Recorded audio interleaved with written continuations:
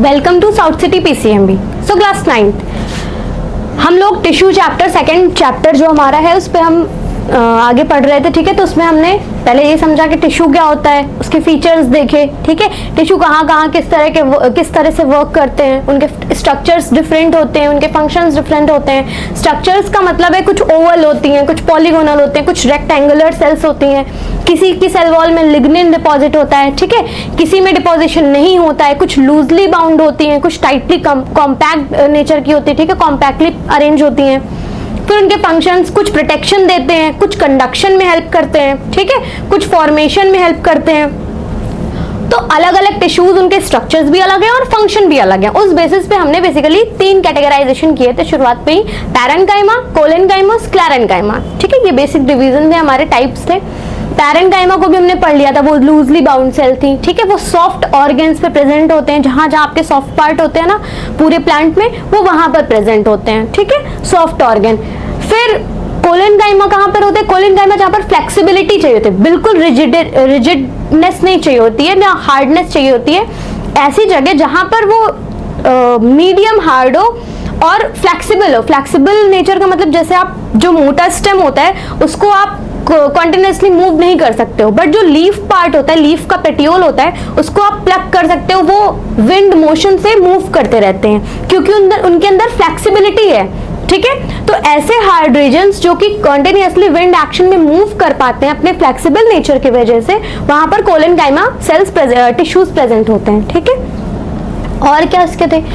उसमें जो कॉर्नर्स होते थे ना, पॉलीगोनल सेल्स होती हैं कोलेनकाइमा की, तो उसमें पूरा लिग्निन का डिपोजिशन नहीं होता था, उसके सिर्फ कॉर्नर्स पे होते थे। 6 कॉर्नर्स जो होते हैं ना, उसके 6 कॉर्नर्स पे डिपोजिशन होता था। ठीक है, हार्ड सब्सटेंस का या आप कह सकते हैं डेड सब्सटेंस का। ठीक है, अब जो थर्ड कैटेगरी है हमारी स्क्लेरेन्काइमा, उस पे हम मूव कर रहे हैं। तो एग्जैक्टली इसका जो नेचर है या इसका जो पर्टिकुलरली हम इस तरह से कैटेगराइज कर सकते हैं कि soft region, then we move towards the flexible region, और हम एकदम ही अब हार्ड रीजन पर चल रहे हैं। ठीक है, ऐसे कुछ पार्ट होते हैं जो सॉफ्ट होते हैं, वहां पर पैरेन्काइमा होते हैं।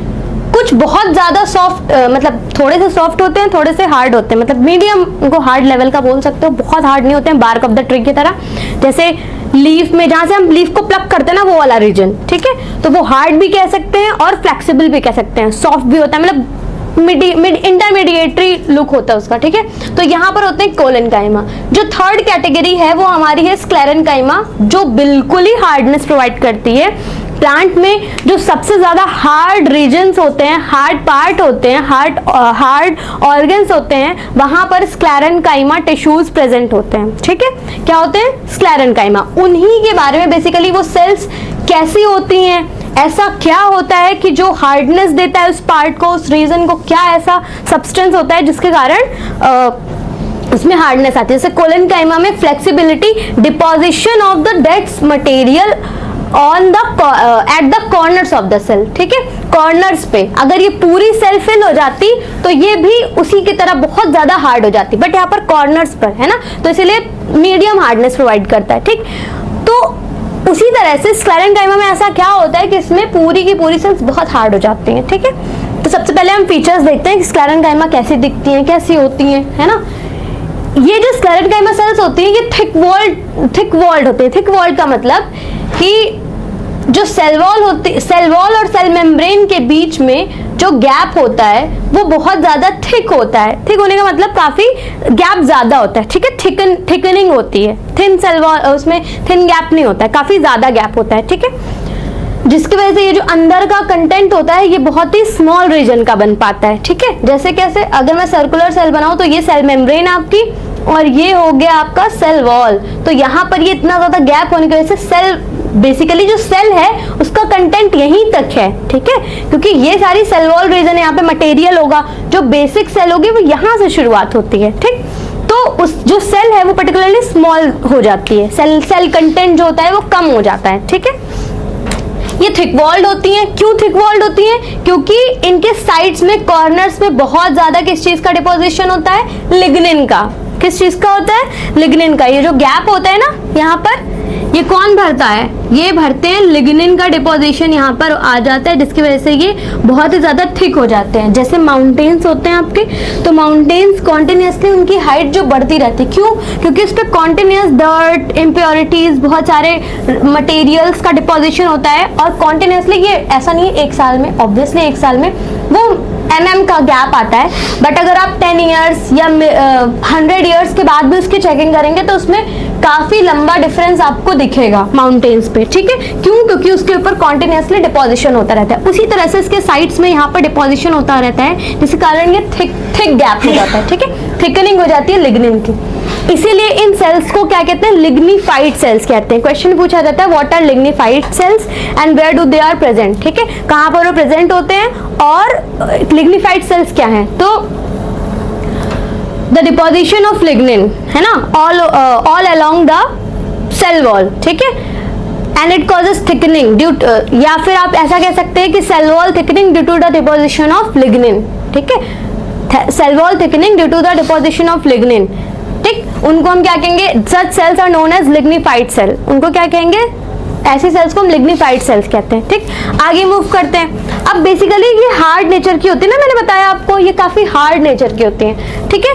तो क्यों होती है? रीजन ये भी पूछा जाता है कि क्यों ये हार्डनेस इसमें क्यों आती है? तो due to the deposition of lignin. इसमें बेसिक पॉइंट आपको इतना याद रखना है, जो डिपोजिशन ऑफ लिग्निन है ना, ये बहुत इंपॉर्टेंट है। मोस्ट ऑफ द क्वेश्चन के आंसर में आपको यही लिखना है, ठीक है?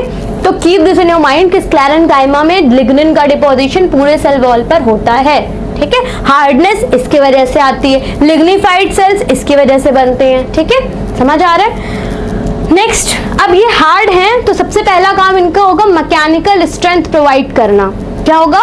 मैकेनिकल स्ट्रेंथ प्रोवाइड करना। मैकेनिकल स्ट्रेंथ क्या होता है? मैकेनिकल वर्क होता है, मैकेनिकल एनर्जी होती है, यानी कि ये क्या होते हैं? तो आप ये कह सकते हैं फोर्स वगैरह, या फिजिक्स में अगर हम रहें तो फोर्स जो क्रिएट किया जाता है, या वो चाहे एक्सटर्नल हो चाहे इंटरनल हो, ठीक है, वो एक मैकेनिकल वर्क करता है, उसकी वजह से मैकेनिकल एनर्जी, यानी कि हाथ से या हैंड वर्क जो होते हैं वो भी मैकेनिकल एनर्जी अपनी देते हैं, ठीक है? जैसे आप कोई भी काम करते हैं अपने हाथों से, आप अपनी मैकेनिकल एनर्जी उस पर्टिकुलर एरिया में दे रहे होते हैं, जिसकी वजह से पूरा काम कंप्लीट होता है, ठीक है? तो वो मैकेनिकल टिश्यूज होते हैं। क्या होते हैं? कोई भी अगर जर्क लगता है या कोई भी फोर्स लगता है पूरे प्लांट बॉडी पर, तो जो हार्ड रीजन्स होते हैं वहां पर मैकेनिकल स्ट्रेंथ होती है, जिसकी वजह से तुरंत प्लांट खराब नहीं हो जाते हैं, तुरंत प्लांट गिर नहीं जाते हैं, ठीक है? आप देखिए स्टेम्स जो होते हैं काफी ज्यादा थिकनिंग होती है, वहां पर स्क्लेरेन्काइमा होते हैं, वो प्लांट को बचाते हैं, प्रोटेक्ट करते हैं, ठीक है? तो प्रोटेक्शन, इसीलिए इनको जो चीफली मैकेनिकल टिश्यू कहा जाता है, क्योंकि ज्यादा से ज्यादा रीजन में ये मैकेनिकल स्ट्रेंथ प्रोवाइड करते हैं, ठीक है? प्रोटेक्ट करते हैं प्लांट को बहुत सारे इंजरीज से, बहुत सारे डैमेज से बचाते हैं, ठीक? कंसिस्ट सिंपल पिट्स, ठीक है? इसका भी बताते हैं। सिंपल पिट्स का भी मतलब समझ सकते हैं गैप, ठीक है? स्पेस बोलते हैं। पिट्स जो होते हैं वो स्पेस होते हैं। जैसे अगर आप यहाँ पर सेकंड वाले में देखेंगे तो ये पर्टिकुलरली यहाँ पर एक स्पेस प्रेजेंट है, ठीक है? ये एक स्पेस है, या इसको आप कह सकते हैं एम्प्टी स्पेस है, ठीक है? तो इसको हम पिट्स कहते हैं साइंटिफिक लैंग्वेज में, यहाँ पर हम क्या कहते हैं? पिट्स कहते हैं। और ये जो है ना, यहाँ पर आपको हार्डनेस इस रीजन की वजह से मिलती है। ये आपको सारे स्क्लेरेन्काइमा सेल्स मिलेंगे। ये तो राउंड सेल्स हैं, इसके दो टाइप होते हैं। अभी नेक्स्ट जो हमारा है वो है स्क्लेरेन्काइमा, दो तरह के होते हैं, पहला फाइबर्स, दूसरा स्क्लेरीड्स, ठीक है? सबसे पहले फाइबर्स देखते हैं। तो फाइबर्स क्यों इनका नाम पड़ा फाइबर्स? क्योंकि ये फाइबर लाइक थे। फाइबर लाइक थे, इसका क्या मतलब हुआ बताते हैं, ठीक है? फाइबर्स, आपने धागे देखे हैं तो कुछ उसी तरह से ये होते हैं, ऐसे, ठीक है? ठीक है, अब इसको देखिए, इसको डिस्क्राइब कैसे करते हैं? एलोंगेटेड। एलोंगेटेड का मतलब हो गया कि किसी चीज को खींच देना, ठीक है? जैसे आप स्प्रिंग को इलोंगेट करते हो, स्प्रिंग जो होती है ना नॉर्मल उस पे कॉन्ट्रैक्ट पर है, उसको आप खींचोगे दोनों एंड्स को पकड़ करके तो वो इलोंगेट हो जाएगी। इसका क्या मतलब हुआ? अपनी नॉर्मल साइज से या अपनी नॉर्मल लेंथ से उसकी लेंथ इंक्रीज हो जाती है, ठीक है? तो वो बेसिकली उसमें होता क्या है? लेंथ बढ़ जाती है, ब्रेथ बेसिकली, और उनका जो सर्कमफ्रेंस होता है वो कम हो जाता है। अगर हम सिलेंड्रिकल पार्ट की बात करें, इसको अगर आप और खींचेंगे तो ये और भी पतली होती चली जाएंगी, लेकिन इनकी लेंथ काफी बढ़ जाएगी। यही होता है ना? तो ऐसी सेल्स को, या ऐसी सेल्स को हम कैसे डिस्क्राइब कैसे करते हैं? अगर स्ट्रक्चर डिफाइन करना है, इलोंगेटेड सेल्स इनको बोलते हैं, ठीक है? काफी खींच करके बनाई जाती हैं। नैरो का मतलब होता है कि बहुत पतली होती है, नैरो का मतलब होता है काफी कम स्पेस वाली, ठीक है, मतलब इनको रखने पर आपको ज्यादा स्पेस ना लेना पड़े, उनको नैरो सेल्स बोलते हैं, ठीक है। तो ये काफी पतली होती हैं, ठीक। टेपरिंग एट बोथ एंड्स, अब देखिए पाइप देखिए आपने, पाइप वो भी इलोंगेटेड होती है, नैरो होती है, बट पाइप की तरह ये नहीं होती, क्योंकि पाइप के दोनों एंड्स हमेशा ओपन होते हैं, या उसका एक एंड मान लीजिए एक तो चले घर के अंदर है तो दूसरा एंड ओपन होगा, बट इसमें ओपनिंग नहीं होती है दोनों ही साइड पर, टेपरिंग होती है। टेपरिंग का मतलब जैसे आप टेपिंग कर देते हैं किसी को रैप करने के या कवर करने के लिए, वैसे यहाँ पर दोनों एंड्स पर टेपिंग होती है, तो टेपरिंग एट बोथ एंड्स, ठीक है। दोनों ही एंड्स इसके क्लोज होते हैं, बिल्कुल भी ओपन नहीं होते हैं पाइप लाइक, ठीक है। लिग्निफाइड सेल वॉल्स, इसमें भी जो सेल वॉल होंगी ना आपकी, यहाँ पे भी सेल वॉल बनेगी, वो सेल वॉल ऑब्वियस सी बात है क्योंकि स्क्लेरेन्काइमा सेल्स है, तो ये पूरी सेल वॉल जो होगी ये लिग्निफाइड होगी, लिग्निन का डिपोजिशन इसके चारों तरफ होगा। They are found in cortex vascular tissue, अब उस दिन मैंने बताया था, दोबारा बता देते हैं। कॉर्टेक्स रीजन आपको बहुत ज्यादा नहीं समझ में आएगा, because we have to study on a broad basis, हम रूट के अंदर, लेकिन अभी ये समझिए कि एक पर्टिकुलर जो स्ट्रक्चर होता है, मान लीजिए ये स्टेम है, इसका सेलुलर डायग्राम बनाना होता है। सेलुलर डायग्राम का मतलब हो गया कि ये एक लेयर, अगर हम इसको लेयर बाय लेयर देखें तो इसके बाद एक पतली सी लेयर होगी, ऐसे एक लेयर होगी, ऐसे लेयर से पूरा बन करके लास्ट लेयर यहाँ पे आएगी, तब जाकर के पूरा स्टेम का स्ट्रक्चर सेलुलर वाला कंप्लीट होता है, ठीक है। तो इसका सेलुलर डायग्राम आपको 11th में 10th में मिलता है, ठीक है। उसमें क्या होता है कि सबसे बाहर की सेल सबसे पहले बनाई जाती है, जो कि अभी इसके बाद हम आपको पढ़ाएंगे कि सबसे आउटर मोस्ट सेल जो होती है वो एपिडर्मिस होती है।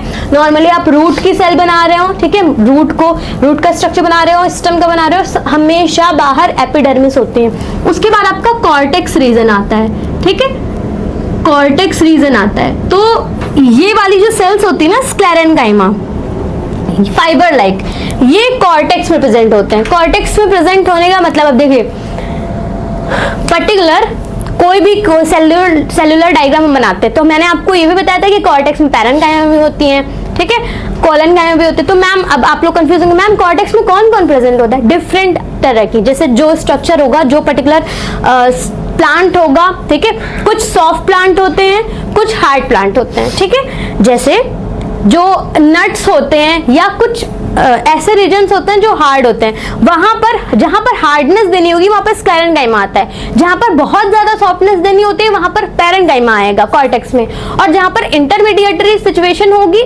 लानी होगी वहां पर कोलेनकाइमा आएगा।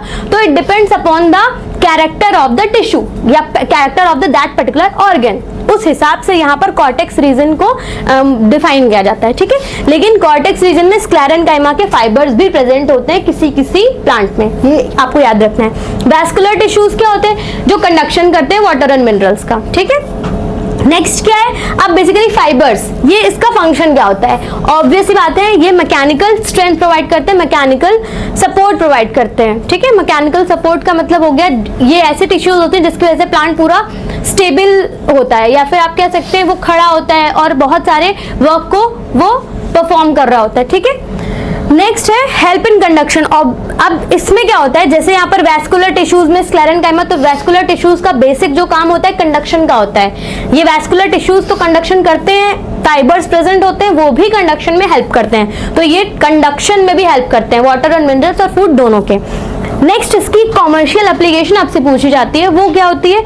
जूट, आपने देखा है जूट, ठीक है। जो जूट होता है, रस्सी होती है, वो इसी फाइबर की बनती है, वो इसी फाइबर की बनती है। वो जो आप फाइबर लाइक स्ट्रक्चर रस्सियों में देखते हो ना, वो इसी का होता है, वो प्लांट पार्ट से बनाया जाता है, वो ये वाला फाइबर होता है स्क्लेरेन्काइमा फाइबर। तो कॉमर्शियल एप्लीकेशन ये है कि जूट फाइबर्स में इस वाले फाइबर का यूज होता है स्क्लेरेन्काइमस टिश्यूज। जैसे ये पूछा भी जाता है कि जो जूट होता है वो किससे बना होता है, किस टिश्यू से? तो स्क्लेरेन्काइमा फाइबर्स से बना होता है। You have to mention it कि फाइबर्स वाला पार्ट, ठीक।